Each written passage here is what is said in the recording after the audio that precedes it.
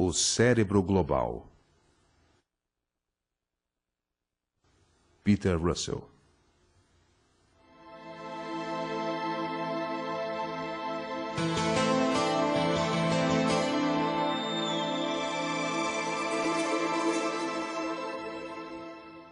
Essa é uma imagem que conhecemos bem. De muitas maneiras, a imagem é um símbolo do nosso tempo.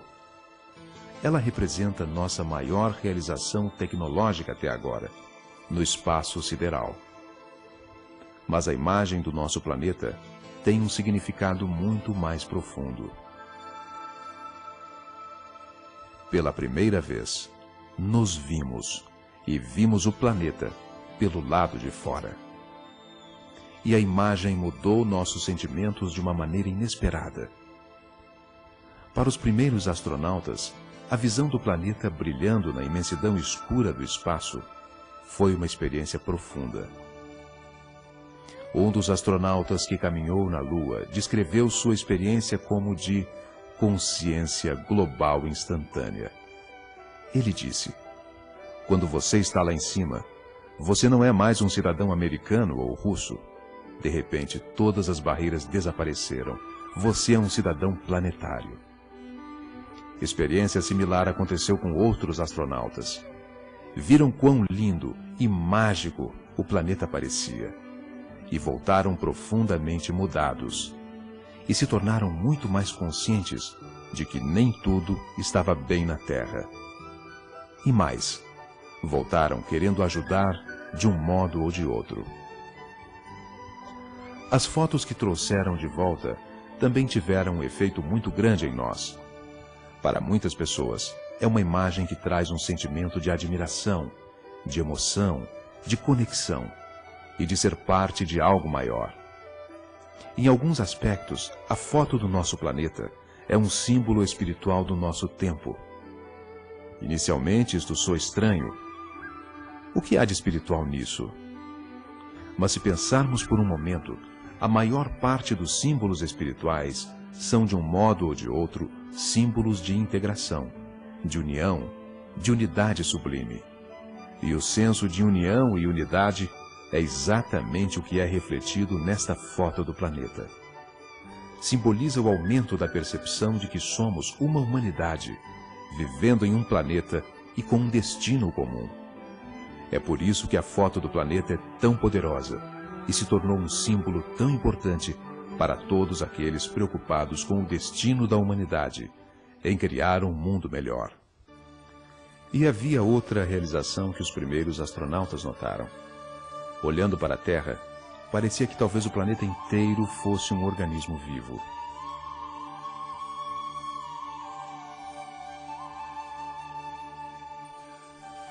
Até irem para o espaço, só tinham visto o planeta de perto. Mesmo de 10.000 quilômetros de altura num avião, só se vê uma pequena porção do planeta. Em alguns aspectos, podemos nos comparar a uma pulga vivendo num elefante.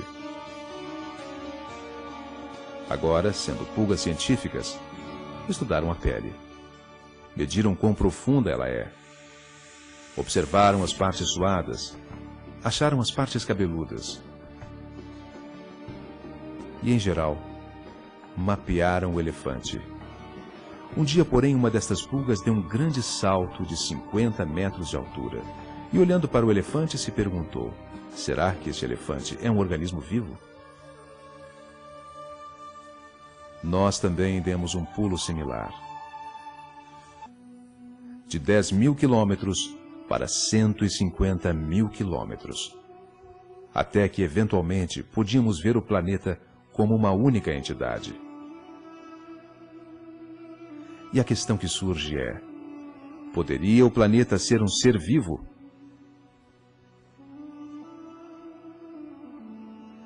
Mas esse não é um sonho tão maluco quanto se pode supor. Um número de cientistas está começando a levar a ideia a sério. Pesquisadores tanto na Inglaterra quanto na América estão vendo algumas das mudanças de longo prazo que aconteceram no planeta. Quando, por exemplo, vê-se a variação de temperatura que o planeta teve durante toda a sua história, Achamos que começou muito quente, mas que esfriou rapidamente até chegar a uma temperatura crucial em que a vida podia evoluir. Desde então, parece que tem se mantido estável. Agora, isso é estranho, porque teoricamente, mais cedo ou mais tarde, a temperatura deveria ter começado a subir novamente, tornando-se quente demais para a vida continuar. Mas não aconteceu. Manteve-se constante. O que parece ter acontecido é que os organismos vivendo na época soltaram a quantidade certa de gases para manter a temperatura da atmosfera constante, no nível exato para que a vida continuasse a evoluir. Agora, isso pode parecer uma coincidência surpreendente, mas não mais do que os nossos corpos suarem quando estão quentes ou tremerem quando estamos com frio, mantendo-nos a uma temperatura constante. O sal que entra no mar também mostra um certo grau interessante de autorregulação. O sal é continuamente levado da terra pelas ondas para dentro do mar, e num ritmo que levaria somente 18 milhões de anos para alcançar sua concentração presente. Então, teoricamente, o oceano deveria ter se tornado um grande mar morto agora. Mas isto não aconteceu. De algum modo, pequenos organismos têm absorvido a quantidade certa de sal, mantendo-o constante. Estes são só dois dos muitos exemplos que levaram os cientistas a sugerir que todos os organismos vivos no planeta juntos funcionam como um grande sistema autorregulatório. A teoria conhecida como a hipótese Gaia, em alusão à deusa grega Gaia, que é a Mãe Terra. Podemos considerar nossos dias e noites como sendo as batidas do coração de Gaia. As estações como seus nascimentos, a floresta tropical seus pulmões e os oceanos seu sistema circulatório. Então, se o planeta inteiro age como um grande sistema vivo, o que, podemos nos perguntar, estamos fazendo aqui? Qual é a função da humanidade nesse sistema? Para alcançar alguma perspectiva, vamos voltar e procurar ver como viemos existir aqui, ver todo o processo evolucionário que nos levou até hoje. De acordo com a teoria científica corrente, o universo começou com um Big Bang, energia pura, luz. No começo, havia luz, algo em que a ciência e a religião realmente concordam. Depois, esta energia rapidamente se condensou em elétrons e prótons, as primeiras partículas elementares. E depois, estas partículas bem simples começaram a se combinar para formar os primeiros átomos simples, que por sua vez começaram a se combinar para formar átomos mais complexos e mais complexos.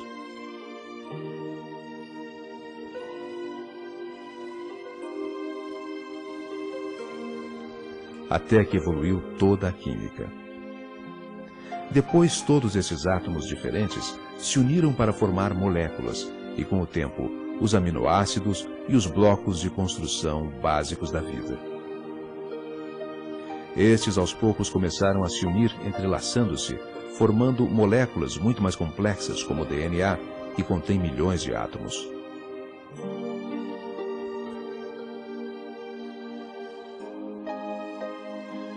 Mais tarde, essas moléculas se uniram para formar os primeiros organismos simples, como bactérias e algas.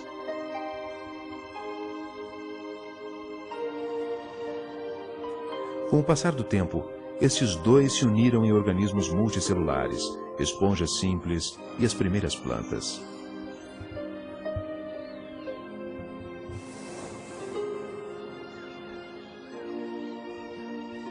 Este processo de complexidade progressiva e contínua organização eventualmente levou ao primeiro peixe. Peixes representam um estágio muito significativo na evolução.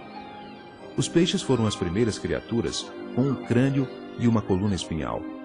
E dentro estava um sistema nervoso delicado que agora, pela primeira vez na história, estava protegido por uma caixa de ossos e depois disso tornou-se a principal linha na evolução, o desenvolvimento do sistema nervoso.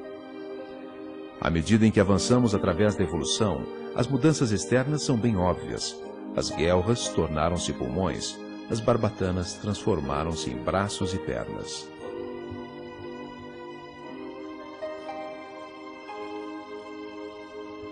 Mas as mudanças mais importantes estavam acontecendo internamente. O sistema nervoso tornou-se incomensuravelmente complexo. Hoje, o sistema nervoso mais complexo é encontrado em golfinhos e baleias.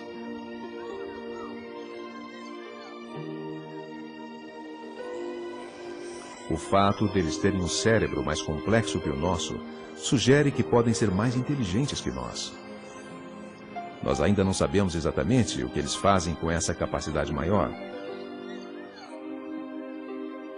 Deixando-os de lado por ora, vamos considerar o segundo sistema nervoso mais complexo no planeta, o sistema nervoso humano.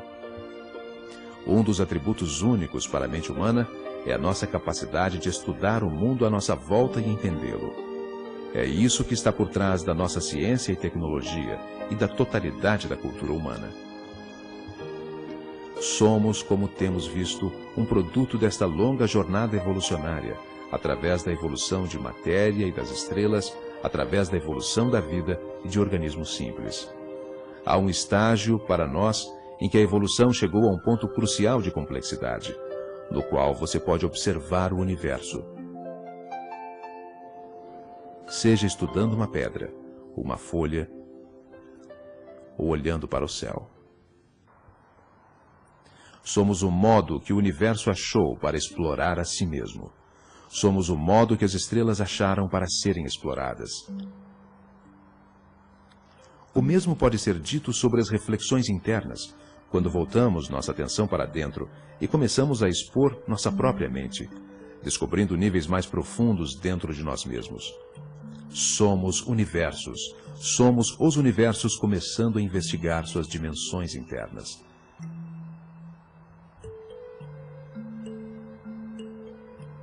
Então, a questão seguinte é: onde isto está nos levando?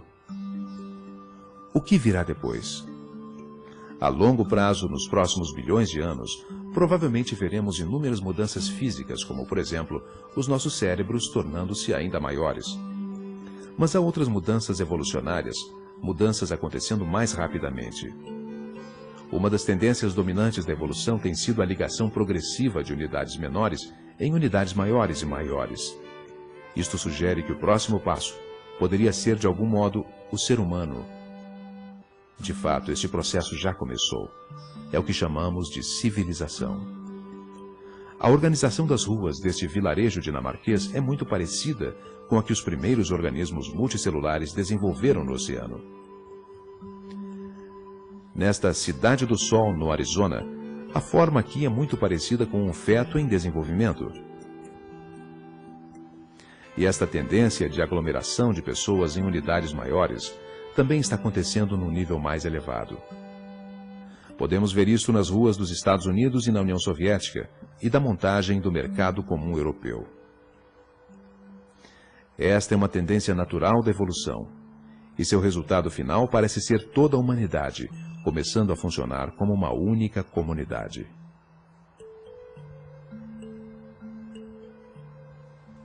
Além desta conexão no nível físico, estamos também começando a nos conectar no nível mais profundo.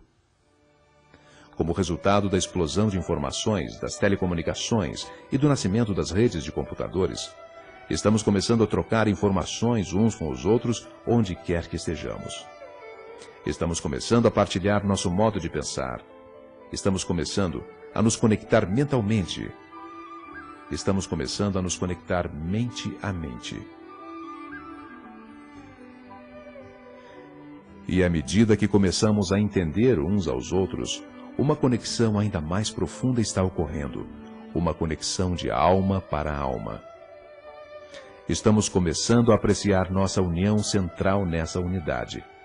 Assim sendo, a próxima etapa da evolução poderia ser a humanidade começar a se conectar física e mentalmente, começar a trabalhar e funcionar em vários níveis diferentes, como um sistema integrado.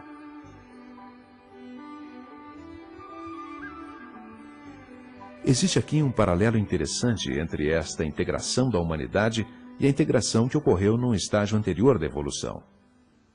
Se voltarmos no tempo e considerarmos o aparecimento da vida a partir da matéria, verificamos que a mais simples bactéria contém vários bilhões de átomos. A cifra indicada aqui, 10 bilhões, é só aproximada. Quer sejam 2 bilhões, 5 bilhões ou 20 bilhões, realmente não importa.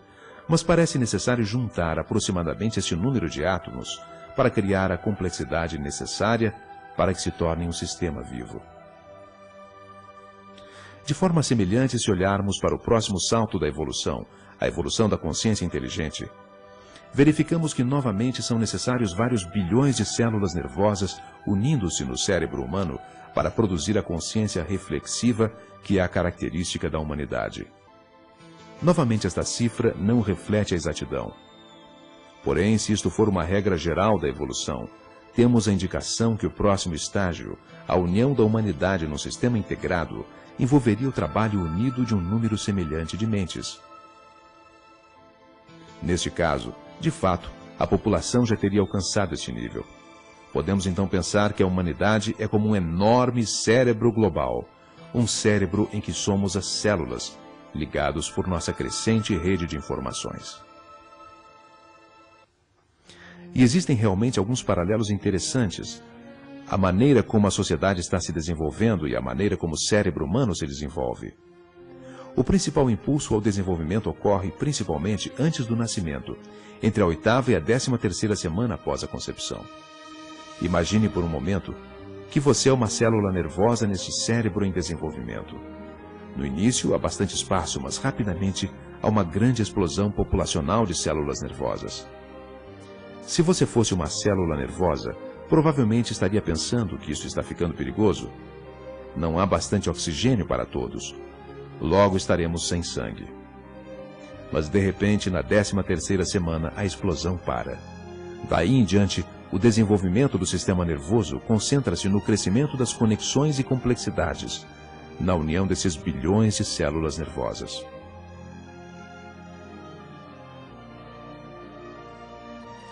Hoje estamos vendo um processo parecido acontecer com a humanidade. Tivemos essa explosão maciça, mas ela agora está começando a desacelerar. E parece que estamos passando para a próxima fase. A união dos bilhões de células humanas neste cérebro planetário através do sistema postal, dos telefones, rede de computadores e satélites, estamos aumentando a conectividade e o elo de bilhões de mentes que juntas constituem a humanidade.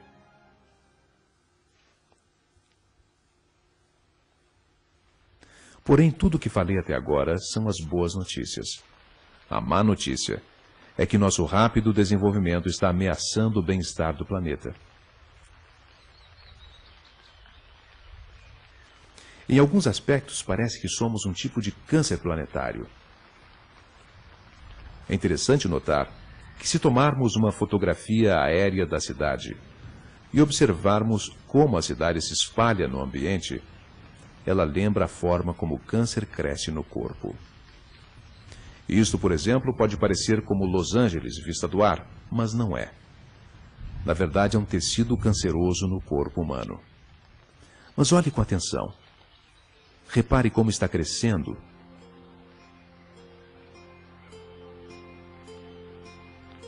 E depois, compare com isto. Agora a semelhança é mais que na aparência.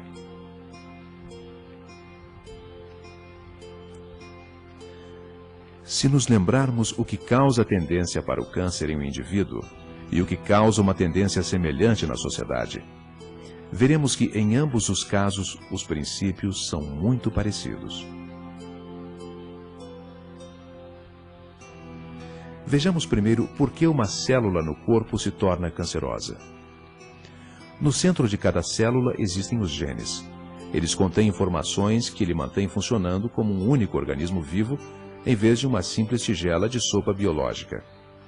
Porém, se os genes da célula são perturbados, aquelas células se tornam egoístas e não podem mais suportar o sistema como um todo. Mas, em vez disto, saem fazendo o que bem entendem em detrimento do corpo.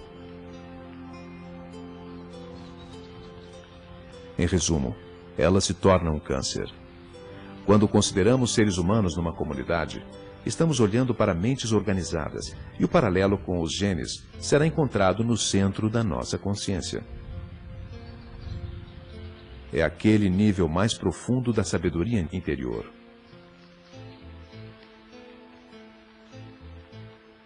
Aquela consciência interior, muito mais do que experimentamos, é parte de algo muito maior. E quando perdemos contato com essa sabedoria interna, também nos tornamos como células egoístas, fora da realidade das necessidades da sociedade como um todo, vivendo às custas dos outros. O filósofo Alan Watts referiu-se a este modo egoísta isolado de existência como o ego encapsulado na epiderme. O que está dentro da pele sou eu. O que está fora da pele não sou eu. Biologicamente falando, isto é verdade. Cada indivíduo é um ser biologicamente separado. Mas isto não é toda a verdade.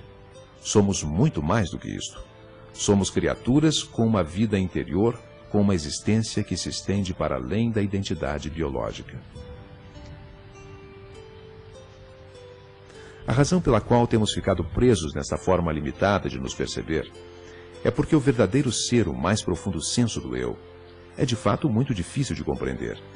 Tentar descrever aquele sem o todo mais profundo do eu é como tentar descrever um buraco num pedaço de madeira.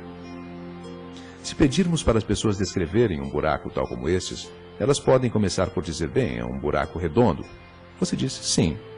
Eles dizem, é um buraco de madeira e é vermelho. Você diz, espere, o buraco não é de madeira, o buraco não é vermelho. Eles dizem, o buraco é preto, porém isso é o pano de fundo. E de repente, ficaram presos. O que é o buraco? Como se descreve o buraco sem descrever o que o circunda? De forma semelhante, é muito difícil entender e definir o nosso senso de ser interior. Ao invés disso, temos a tendência de nos descrever pelo que nos cerca, pelos nossos muitos bens, nosso status social, nossas crenças científicas e religiosas.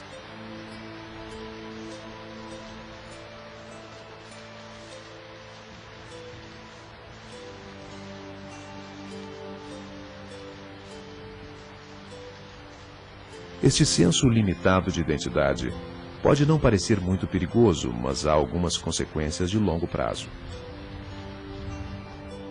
Ocorre que, da mesma forma como maltratamos e abusamos do meio ambiente, acabamos por ver o mundo separado de nós mesmos. Podemos tomar um cuidado razoável com o que está dentro da nossa pele, mas não nos preocupamos o suficiente com o que está fora da pele. Como Gregory Bateson disse, se isto, significando isto a atitude do contra o mundo, se esta é a estimativa do seu relacionamento com a natureza, e você dispõe de tecnologia avançada, sua chance de sobrevivência seria como uma bola de neve no inferno. Você vai morrer das toxinas dos subprodutos de seu próprio ódio, ou simplesmente da superlotação ou do desgaste das pastagens. E Bates continuou, se eu estiver certo, toda a nossa maneira de pensar, do que nós somos e o que as outras pessoas são, tem que ser reestruturada.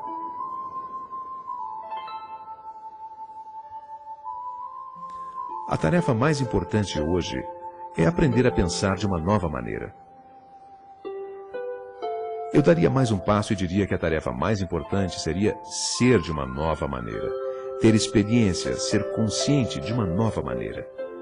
Precisamos fazer a mudança do modo do ego encapsulado pela pele do ser. E é isto o que alguns referem como as margens vazadas. Os limites ainda estão aí, mas são muito menos sólidos. Além disto, experimentamos maior sentido de unidade com o mundo exterior. Uma tal mudança de consciência poderia ter uma parte importante no próximo estágio evolutivo. Se fizermos uma retrospectiva e olharmos para os principais passos anteriores da evolução, podemos ver que cada estágio tornou-se uma plataforma para o próximo. A energia levou à matéria levou à vida, e agora a vida levou à consciência. Portanto, o ponto de avanço da evolução agora é a mente humana.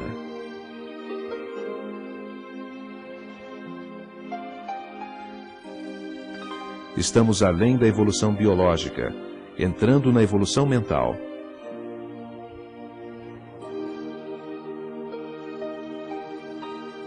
Portanto, não são tanto as mudanças no nosso corpo que vão determinar nosso futuro, mas mudanças no nosso pensamento, na nossa percepção, nas nossas atitudes. A fase evolucionária que entramos é a da evolução da consciência humana. O desenvolvimento interior é agora a chave. Em outras palavras, a evolução tornou-se internalizada.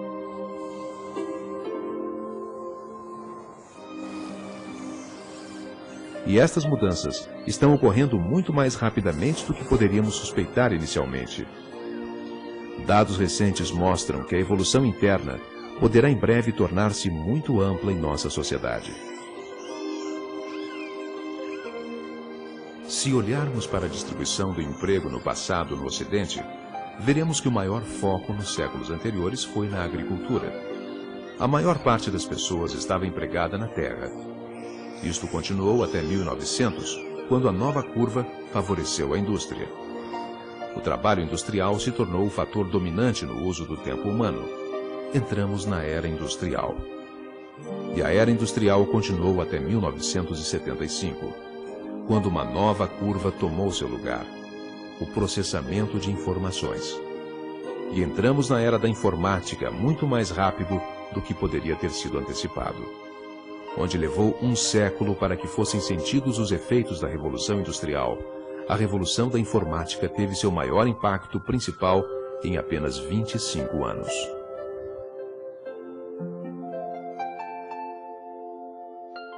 Então a próxima questão é: o que virá depois da Era da Informação? Bem, existem sinais do começo de uma nova curva, e apesar de pequena por enquanto, está crescendo ainda mais rápido que o processamento das informações. Esta curva representa o aumento no número de pessoas envolvidas na exploração e desenvolvimento dos vastos recursos da própria mente humana. Estas são as pessoas que estão começando a explorar o que poderia ser a última grande fronteira, nossas próprias mentes. O número pode ser pequeno no momento, mas como se pode ver, se extrapolarmos a tendência, então com a chegada dos anos 2000, terá ultrapassado a curva da informática.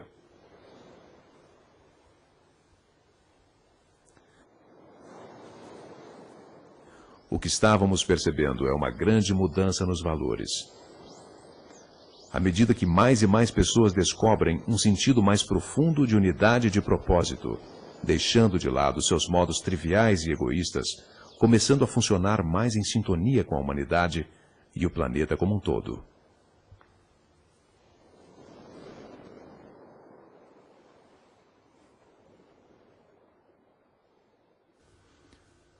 No entanto, a ideia de que há níveis mais profundos para a consciência humana não é nova. Em todas as eras, por todo o mundo, encontramos pessoas falando sobre a mesma sabedoria fundamental, da mesma compreensão básica da vida e consciência.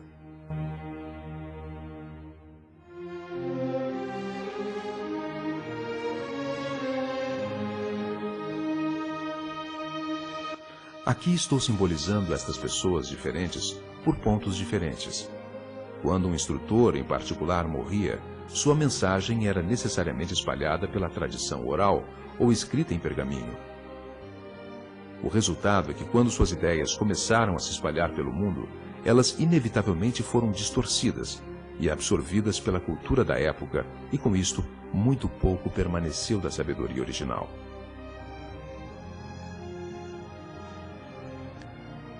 Hoje, porém, as circunstâncias são bem diferentes. Primeiramente, centenas de milhares de pessoas estão começando a descobrir o potencial escondido da alma humana.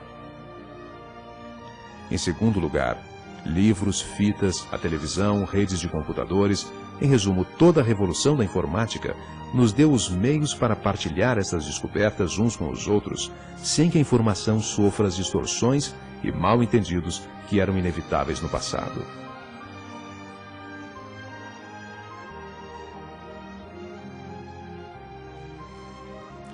Então agora, como a sabedoria começa a se espalhar por todo o planeta, há, ao invés disso, uma regeneração positiva. A sabedoria se fortalece. Ao invés de se dissolver, a sabedoria passa a crescer sobre suas próprias bases.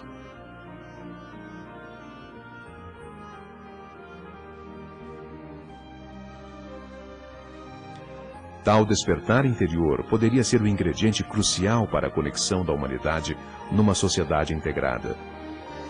A sociedade, a qual somos ligados espiritualmente por meio de uma conscientização da nossa unidade interna, uma conscientização de que todos nós somos uma parte de algo maior.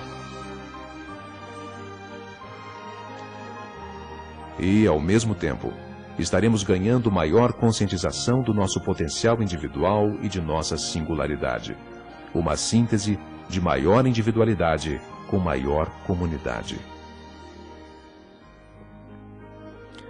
Tal desenvolvimento, se fosse bem amplo, poderia ser muito valioso para ajudar a humanidade a lidar com os problemas que está enfrentando agora. Pois estamos claramente num tempo de crise, mas muitos pensam que tempos de crise são ruins. Talvez tenhamos algo a aprender dos chineses a esse respeito. A palavra deles para a crise é Weiqi, que significa duas coisas. O primeiro ideograma significa perigo, atenção.